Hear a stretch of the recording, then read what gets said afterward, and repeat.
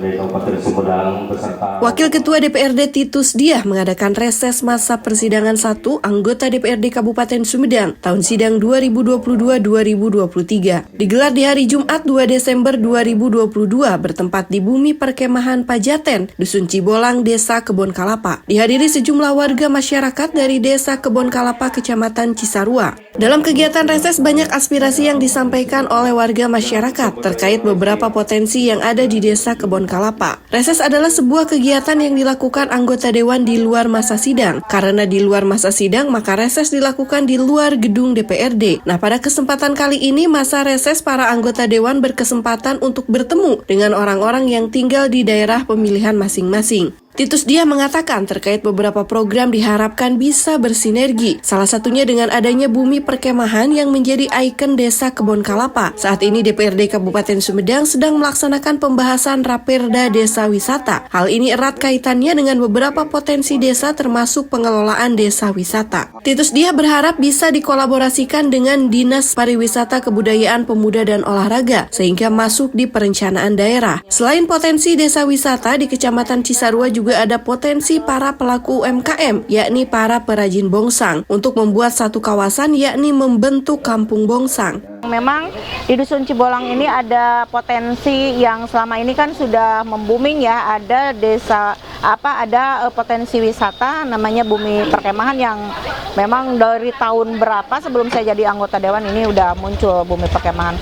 Hanya saja hari ini kan ada beberapa aspirasi baik terkait Bumi Perkemahan karena di Kebon Kalapa juga ini belum sudah terbentuk dari lama, ada Kompepat, ada Pokdarwis, lalu kemudian ada pengurus Bumi Perkemahan, tetapi semua legalitas itu mungkin belum ditindaklanjut sampai ke tingkat kabupaten. Tentu di Disbud Parpora kita berharap bahwa ada tindak lanjut dari pertemuan reses hari ini.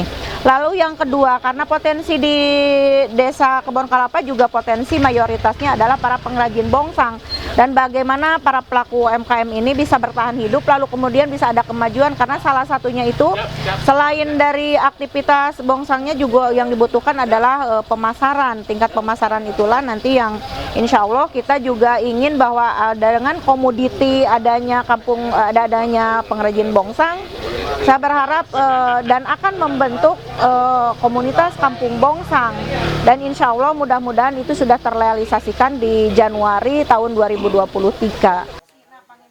Dalam reses kali ini, Titus Diah mengunjungi para perajin bongsang yang terlihat antusias menerima kedatangan Wakil Ketua DPRD yang juga sebagai Ketua Asosiasi UMKM Kabupaten Sumedang. Banyak aspirasi dan keinginan yang disampaikan oleh para perajin bongsang, termasuk kaitan bantuan, peralatan, dan permodalan usaha.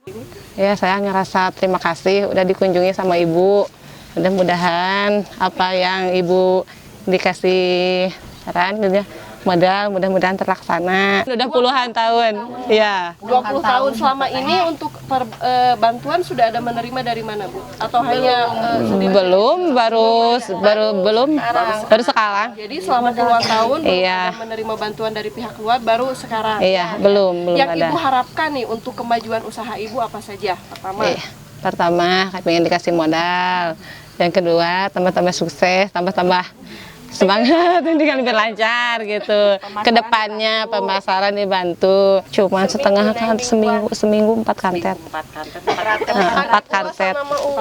Iya, 4 kantet. 400. Iya. Itu karena manual. Iya, manual. Kalau alat yang digunakan apa? Cuman pisau amar gaji gitu. Cuman gitu doang. Ya mudah-mudahan ada bantuan ya mesin.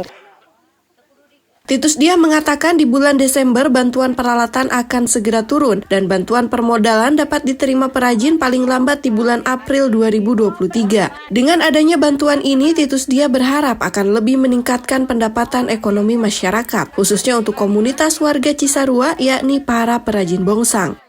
Alhamdulillah ternyata di Dusun Cibolang ini bukan hanya pengrajin bongsang untuk tahu, tetapi bongsang untuk buah-buahan, lalu kemudian bongsang untuk kemasan, untuk telur. Ini juga sangat kreatif masyarakatnya. Hanya saja untuk tingkat pemasaran, karena di sini juga baru satu bandar ya yang menerima di daerah Majalengka, daerah Cigasong. Nah, mudah-mudahan dengan adanya potensi ini, saya sebagai Ketua Asosiasi UMKM juga akan mengembangkan usaha ibu-ibu di wilayah Dusun Cibolang ini. Nanti kita kan dengan adanya rest area, lalu kemudian dengan adanya gerai-gerai yang ada di Kabupaten Sumedang, lalu kemudian kepada anggota Asosiasi UMKM pun untuk kreatif dari Desa Cibolang ini, Desa Kebon Kalapa khususnya Dusun Cibolang ini akan lebih ditingkatkan lagi, lebih dikembangkan lagi. Kita akan punya tahapan pembentukan, kan kalau untuk menjadi sebuah kampung komoditi itu kan harus ada akta notaris ya. Jadi kami pun akan membentuk beserta tokoh masyarakat di sini, membentuk komunitas Kampung Bongsang. Mudah-mudahan bisa diresmikan di tahun 2023. Di sini ada yang namanya bandar. Mungkin bandar itu semacam pemodal dan untuk menampung pemasaran. Sehingga masyarakat di sini sudah terbiasa dikasih dulu modal, baru nanti ditarik hasil produksinya. Lalu kemudian kita kan mengevaluasi dari penghasilan para pelaku, antara punya modal sendiri ataukah masih bertahan dan masih mengandalkan pihak ketiga. Kalau kita pihak ketiga ya, pihak ketiga. Tetapi insya Allah mudah-mudahan karena bulan Desember ini kami dari Asosiasi UMKM akan memberikan bantuan untuk sarana, termasuk untuk alat-alat agar produksi ini bisa cepat ya. Lalu kemudian nanti untuk permodalan bahan baku insya Allah di tahun 2023 kita juga akan mengusulkan anggaran untuk para pelaku usaha.